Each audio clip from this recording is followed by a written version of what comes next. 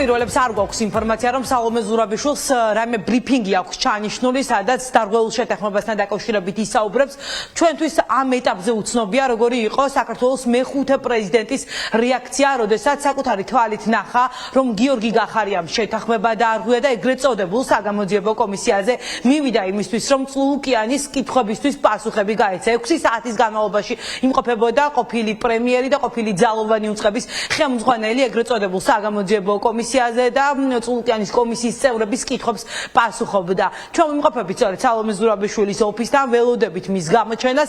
ახლა მთავარი ადრესატი კითხვების სწორედ სალომე ზურაბიშვილია, მან უნდა თქვას, იცოდა თუ არა, რომ გახარია აპირებდა კომისიაზე მისვლას და თუ ეს იცოდა, მაშინ რატომ არ ჩააყენა საზოგადოება საქმის კურსში, რადგან სალომე ზურაბიშვილისგან მოისმინა სწორედ საზოგადოებამ, რომ შეთანხმება სალომე ზურაბიშვილის გარშემო გაერთიანებულ პლატფორმაში არსებულ პოლიტიკურ ძალებს შორის შედგა და ყველა უნდობლობას უცხადებდა ეგრეთ წოდებულ საგამოძიებო კომისიას და არავინ არ აპირებდა ამ კომისიაზე მისვლა. საზოგადოებისთვის კარგად აღსაქმელი რო იყოს იმ შეხვედრებზე, რომელსაც სალომე ზურაბიშვილი მართავს პროდასავლურ ოპოზიციასთან, გიორგი გახარიას გუნდის წარმომადგენლების მხრიდან მონაწილეობას იღებს დიმიტრი ცქიტიშვილი. ის ეწრება მუდმივად ამ შეხვედრებს, რომელშიც სალომე ზურაბიშვილი მონაწილეობს ოპოზიციასთან ერთად. ახლა საინტერესო არის დიმიტრი ცქიტიშვილი ისე დათანხმდა სალომე ზურაბიშვილს და ისე მოხდა შეთანხმება, რომ გახარიასთან პოზიცია არ ქონდა შეჯერებული, თუ რა იყო მიზეზი, რის გამოც დაარღვია სწორედ გახარიას გუნდმა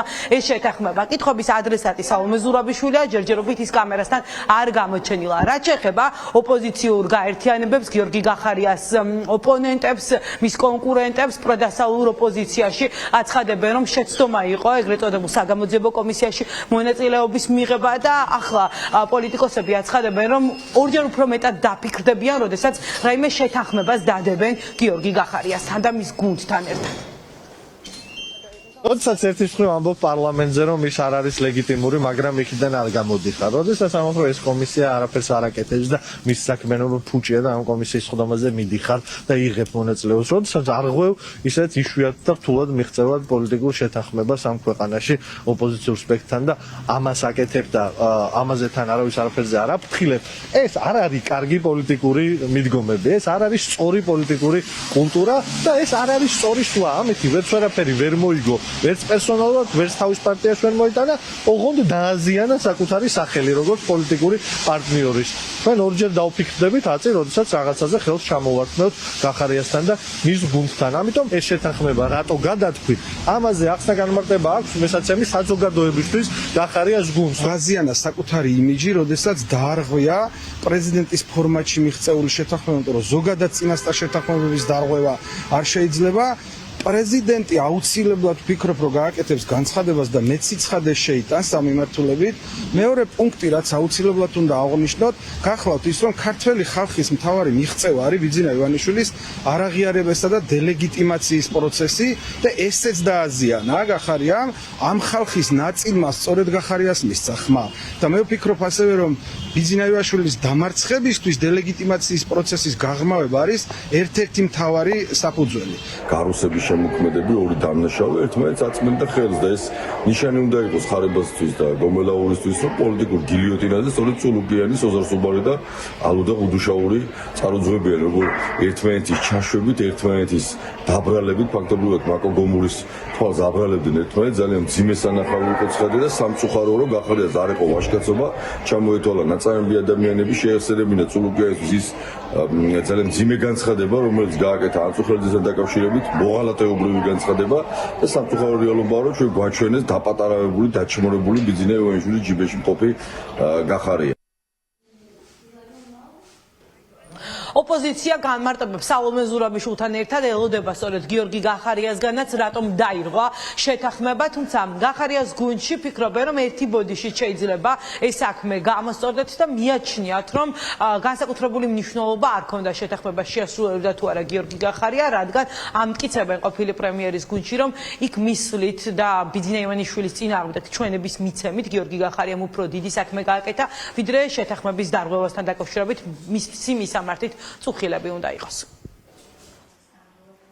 გიორგი გახარიამ მე ვფიქრობ, რომ ეს იყო ერთი ცალკე აღებული, გამბედავი, პასუხისგებლიანი პოლიტიკოსის ნაბიჯი, რომელმაც პირდაპირ შემოიყვანა თამაში ხალხო ბიზინა ივანიშვილი და ეხლა მე პირდაპირ გეტყვით რომ აქციებზე ყოფნისას და სხვადასხვა დისკუსიებში ყოფნისას ბევრი ადამიანი პირდაპირ მეუბნებოდა რომ ჩვენ ვარ თქვენი მხარდამჭერები იმ შემთხვევაში თუ გიორგი გახარია იტყვის რატო გადადგა და 20 ივნისზე ვინ გასცა ბრძანება რეზინის თავაკებიან ტყუების გამოყენებაზე შესაბამისად ეს კითხვები საზოგადოება მიიღო და ეხლა თქვენ თუ მეუბნებით რომ იქ ვიღაცამ ვიღაცას რაღაცა დაპირდა და ამიტომ არ უნდა მისულიყო გიორგი გახარია ოდიში რა ძალიან ოცნება და დამარცხებული იქნა საკუთარ მოედანზე ამ კომისიას ფაქტობრივად დაესვა წერტილი ეს კომისია არის გუშინდელი დღის მიერ ქმედ უნარო და იმპოტენტი შესაბამისად ის ჰიბრიდული პროპაგანდა და ომი რაც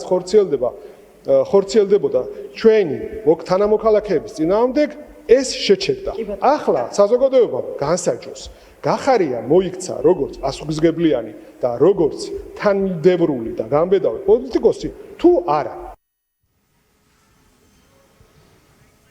გიორგი გახარია პროდასავლური ოპოზიციონერი ლიდერებიდან ერთადერთია, ვინც თეატრულკიანის კომისიაზე მივიდა და ეგრეთ წოდებულ კომისიაში მონაწილეობა მიიღო. სხვა ოპოზიციონერმა ლიდერებმა უნდობლობა გამოუცხადეს კომისიასაც, არავინ პარლამენტის ლეგიტიმურობას არ აღიარებს და არაპირებენ, რომ სწორედ ასე მიანიჭონ პარლამენტს ლეგიტიმაცია, რომ მივიდნენ თეატრულკიანის ეგრეთ წოდებულ საგამოძიებო კომისიაზე. ამ კომისიას პოლიტიკური ძალები რუსულ კომისიას უწოდებენ. პირველი სამიზნე შევახსენებ ქართული ოცნების ეგრეთ წოდებული საგამოძიებო კომისიის იყო მამუკა ხაზარაძე, ბადრი ჯაფარიძე, მათ წინააღმდეგ სისხლის სამართლის საქმეები აღძრეს, სასამართლომ მათ თეატრულკიანის პირობის დარღვევის გამო, მოთხოვნის დარღვევის გამო გირაო შეუფარდა. ახლა გირაოს მოლოდინში არის სწორედ ზურა ჯაფარიძეც, ბრალი მასაც წარუყენეს ოფიციალურად, ბრალის წარდგენას ელოდება ოფიციალურად ნიკა გვარამია და ნიკა მელიაც, სავარაუდოდ უახლოეს საათებში მათი სასამართლო პროცესები ჩაინიშნება,